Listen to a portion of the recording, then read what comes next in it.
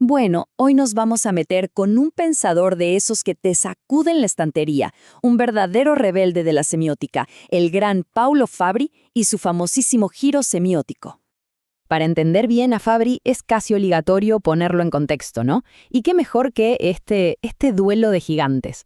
Por un lado tenías a Umberto Eco, que era, bueno, el maestro consagrado, el tipo enfocado en la ciencia cognitiva, los códigos, su célebre lector modelo. Y del otro lado, el retador, brillante, Paolo Fabri. A él le interesaba otra cosa, la acción, la pasión, el conflicto que hay detrás de cada sentido que producimos. Ojo, arrancaron casi del mismo lugar, pero, tomaron caminos totalmente opuestos. Y mira vos, esta frase de otro grosso, el argentino Eliseo Verón lo dice todo, ¿no? Un semiólogo que no se parecía a ningún otro. Fabri era eso, un intelectual a contramano, un bicho raro en el mejor de los sentidos, un tipo que sencillamente no se casaba con nadie. Bien, para entender a fondo a este rebelde, nuestra hoja de ruta va a ser esta. Primero, vamos a ver la crisis que él diagnosticó en la semiótica de su época. Después, nos metemos con sus 3 grandes soluciones. Y por último, vamos a charlar sobre por qué su legado nos interpela tanto hoy. Empecemos entonces por el principio, ¿no? Para entender la rebelión de Fabri, primero hay que tener muy claro contra qué se estaba rebelando. ¿Cuál era el problema? Es que no era un capricho, para nada. Fabri veía un problema de fondo, una especie de pantano, de callejón sin salida, donde la disciplina se había metido y no podía salir. El problema central para Fabri era el propio concepto de signo. Lo veía como un obstáculo, un freno. Sentía que la semiótica se había convertido en una especie de lexicología glorificada, ¿viste? Donde todo pasaba por clasificar signos como si fueran palabritas en un diccionario. Un signo quieto, frío, que dejaba afuera la pasión, el cuerpo, el gesto. Y, para colmo, se sostenía en esa idea de Saussure de la arbitrariedad del signo. Bueno, Fabri la rechazaba de plano. Y acá va el dardo directo a su colega, a Eco, el famoso lector modelo. Para Fabri era eso, una máquina de pensar.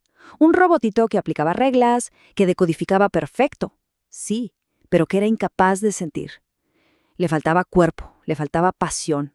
Era pura cabeza.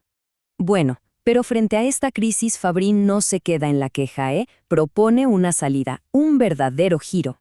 Y el primer pilar de su solución es un concepto que, la verdad, lo cambia todo. La narratividad. Pero ojo, no como la entendemos en el día a día. No es simplemente contar cuentos. Para Fabri, la narratividad es algo mucho más hondo. Es la lógica misma que organiza el sentido. ¿Y cómo lo organiza? A través de la constante transformación de acciones y, fundamentalmente, de pasiones. Y esto, la verdad, es una bomba. Porque si el sentido se organiza así, narrativamente, entonces el lenguaje deja de ser un espejo que solo refleja el mundo. No, se convierte en una herramienta para actuar sobre el mundo, para transformarlo. De repente, la semiótica pasa a ser una teoría de la acción. Escuchémoslo en sus propias palabras. Acá queda clarísimo. La narratividad es ese tejido de acciones y pasiones que se encadenan, que se van transformando. No es una cosa o la otra, son las dos juntas, siempre en movimiento.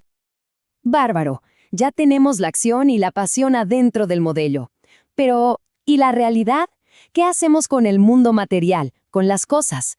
Acá es donde entra la segunda gran solución de Fabri. Y acá, en su propio libro, vemos cómo Fabri se mete de cabeza en uno de los problemas más viejos no solo de la semiótica, sino de la filosofía. Claro, el dilema de siempre. Por un lado, las palabras, el lenguaje, los signos. Por el otro, las cosas, el mundo real, la materia. A la semiótica siempre se la criticó por ese lado, ¿no? Ustedes se la pasan hablando de signos, pero se olvidan de la realidad, de las cosas tangibles.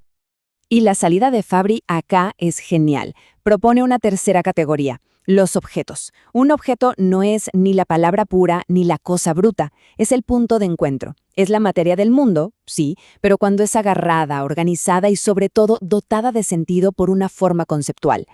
Como ya lo sugería Foucault, a quien Fabry leía mucho, la realidad con la que tratamos no está ni en las palabras ni en las cosas, sino precisamente en los objetos que construimos entre ambas.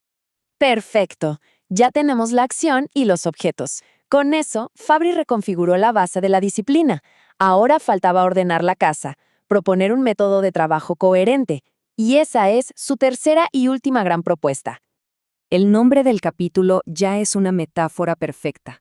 La caja de los eslabones que faltan. Fabry sentía que a la disciplina le faltaban conexiones, le faltaban puentes entre sus distintas partes. Estaba todo como desarticulado. Entonces, su solución es organizar la práctica semiótica en 4 niveles bien claros. Primero, el nivel empírico, o sea, la descripción, el análisis concreto de los textos y fenómenos.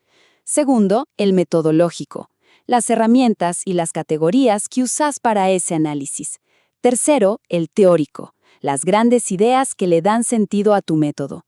Y por último, el nivel epistemológico, la base filosófica que sostiene todo el edificio. El problema, el famoso eslabón faltante, era lo que él llamaba con mucha ironía el efecto túnel. ¿Qué pasaba?